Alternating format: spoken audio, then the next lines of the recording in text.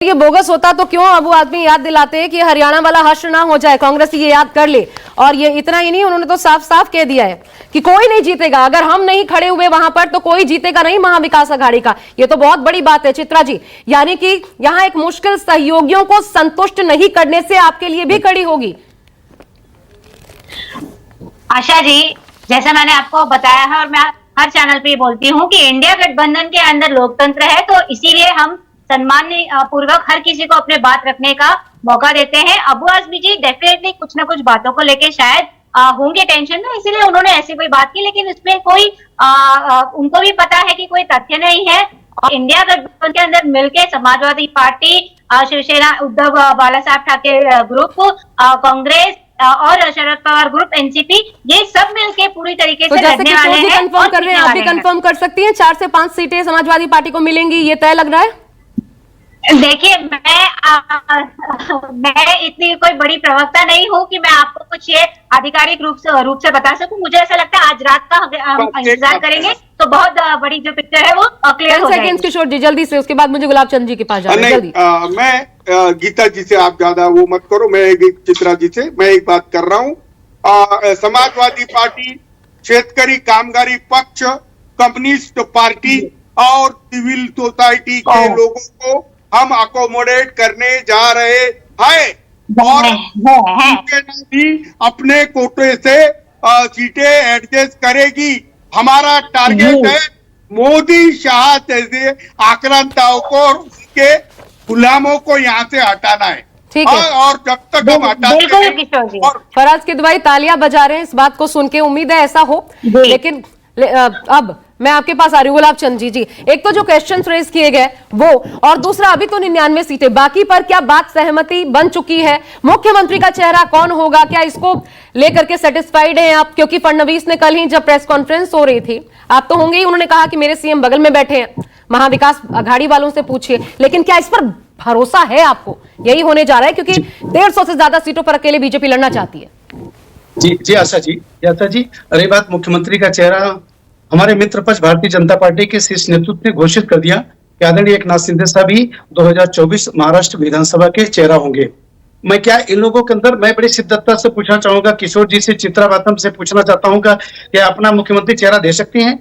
रही बात, मैं अपने विशेष करके पूछना चाहूंगी कि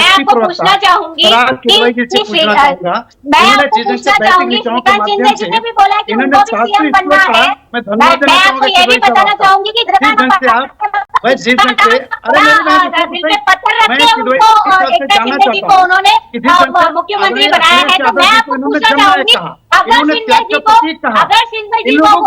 अगर शिंदे जी को मुख्यमंत्री रखेंगे तो उनको ज्यादा सीटें लड़ने क्यों नहीं देते आप? उनके नेतृत्व में आप शिंदे गुट को ज्यादा चित्रा पॉइंट टेकन बोलने दीजिए। अब दिखाया था ये आदरणीय अखिलेश यादव जी चरित्र था, इसलिए उनको जननायक आप कहते हो, इसलिए वो त्याग पुरुष है। मैं पूछना चाहता हूं अखिलेश यादव से, आप महाराष्ट्र में आकर 2-3 आपका राजनीतिक दौरा रहा, आप मात्र 4-5 सीटों पे 12 सीट मांगते हो और 4-5 सीटों पे सिमट जाते हो, वो भी जहां पे ज्यादा करके इस्लाम धर्म समाज के लोग, बहुतायत लोग रहते हैं, वहां आपको जैसे भीमंडी, गोंडी, मानखुर्द, मालेगांव इत्यादि, वहां पे विधानसभाओं में आपको टिकट दिया जाता है। स्वाभाविक बात है इंडिया गठबंधन के अंदर षड्यंत्र साजिश के तहत उन जात जमात को बढ़ावा देने का काम ये इंडिया गठबंधन का, ये उनका चरित्र है। हमारे भारतीय जनता पार्टी महायुति के बीच में किदवई साहब अपना चरित्र देखिए, गद्दारों का चरित्र, जो गद्दार है वो दूसरों का चरित्र पूछने के नहीं कहते हैं। एक एक करके बोलिए, मेरे पास ज्यादा वक्त नहीं है इसलिए। नहीं, पहले मैं राम कदम जी से एक सवाल ले लूं, उसके बाद मैं आपके पास आती हूँ। अली रामदास का कदम का नाम ले लो, राम राम, आपका जीवन धन्य हो जाएगा। आप अगर नाम नहीं लोगे तो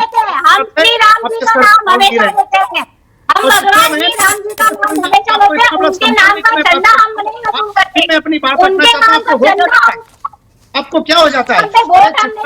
हमको अपनी आस्था में रखते हैं, अपने मन में रखते हैं, उनके नाम का प्रचार करके वोट नहीं खाते हैं। ठीक है, राम नाम की लड़ाई पर क्या होना था वो हो चुका है, हमारे सामने नजीर भी है अयोध्या के रूप में। लेकिन राम कदम जी आप अभी ठीक है, एक सेकेंड, वक्त नहीं है इसलिए प्लीज मेरी रिक्वेस्ट है आप लोगों से। राम कदम जी आपके क्या कांग्रेस के ऊपर- जैसा देवेंद्र फडणवीस कह रहे थे, क्योंकि बीजेपी के ऊपर एक ये भी आरोप कि बाद में सहयोगियों के साथ जेजेपी का एक एग्जाम्पल सामने है, लेकिन अगर देवेंद्र फडणवीस बाकायदा एक प्रेस कॉन्फ्रेंस में बैठ के बगल में कह रहे हैं कि हमारे सीएम चेहरे बगल में हैं, आप महाविकास आघाड़ी से पूछ लीजिए कौन है सीएम चेहरा, तो क्या ये भरोसा नहीं टूटेगा बाद में? ये राम कदम आश्वस्त कर सकते हैं शिंदे ही चेहरा होंगे, उन्हीं के नाम पर यह गठबंधन जा रहा है चुनाव में। राम कदम जी को बोलने दीजिए, उसके बाद मैं आपको दूंगी 10 सेकेंड। एक बार शीर्ष नेता ने कोई बयान देने के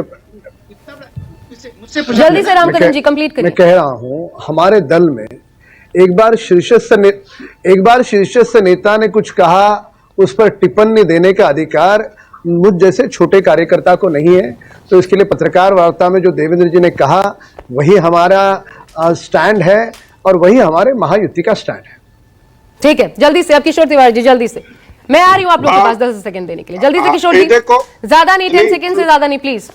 हाँ, मैं बोल रहा हूं कि महाराष्ट्र के अंदर एकनाथ शिंदे को 50 से 60 सीटें दी जा रही है, जिसमें बीजेपी ने कहा है कि हमारे 20 लोगों को एडजस्ट करना पड़ेगा और वो यानी कि वो कुछ 40 सीटें लड़ेंगे, 10-15 सीटें आएगी।